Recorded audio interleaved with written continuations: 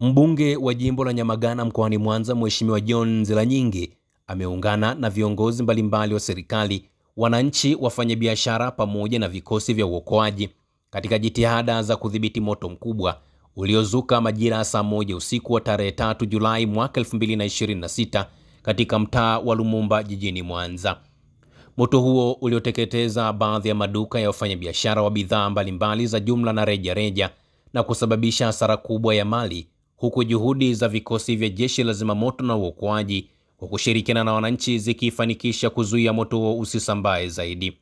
Pia ameipongeza serikali ya awamu ya 6 inayoongozwa na Mheshimiwa Dr. Samia Suluhu Hassan kwa kuendelea kuwekeza katika kuimarisha jeshi la zimamoto na uokoaji kupitia ununuzi wa magari, vifaa vya kisasa na kuboresha uwezo wa vikosi vya uokoaji nchini.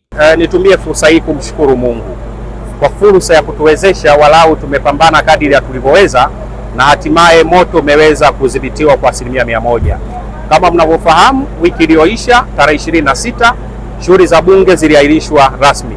Kwa hiyo wabunge wengi wamerejea majimboni na mimi nilikuwa kwenye pilika za kuhakikisha narejea jimboni. Na wakati nawasili Mwanza nikakutana na taarifa hii.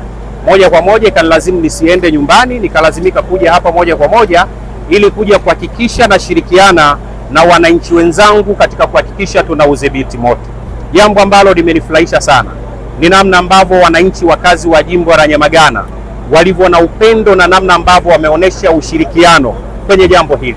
Si jambo la kawaida. Kilichofanyika leo kwa kweli ni cha kipekee sana. Taarifa ya kutokea kwa moto huu imeripotiwa na wananchi wenye mapenzi mema. Lakini kipekee sana, serikali ya awamu ya 6 inapaswa kupewa pongezi kwa vifaa vya kisasa vya jeshi la zimamoto.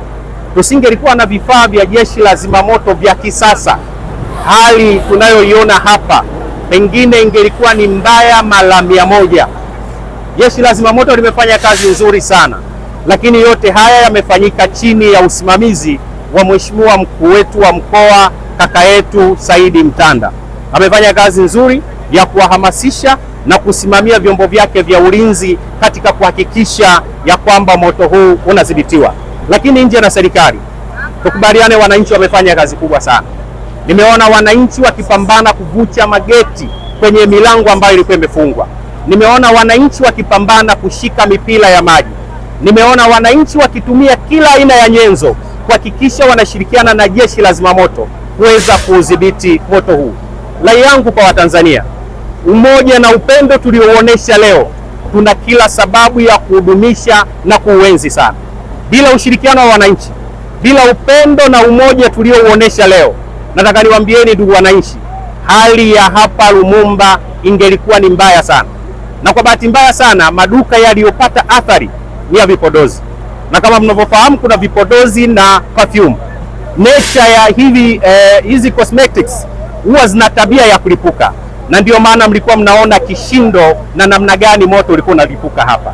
Kipekee sana niendelee kuwatia moyo, serikali ya awamu ya 6 chini ya Daktari Samia Suluhu Hassan itaendelea kutoa ushirikiano wa dhati, ikiwa ni pamoja na kufanya uwekezaji wa vifaa vya kuzima moto kama ambavyo tunaona leo.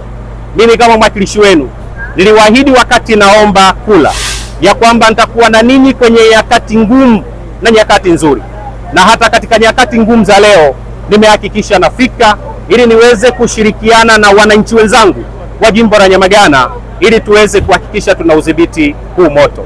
Na kwa neema ya Mungu, chini ya serikali yetu ya mkoa, mkuu wa mkoa na vyombo vya ulinzi, hatimaye tunavyozungumza moto huu umedhibitiwa kwa 100%. Lakini nitumie fursa hii kutoa wito kwa wananchi na wafanyabiashara, hususani wamiliki wa majengo haya.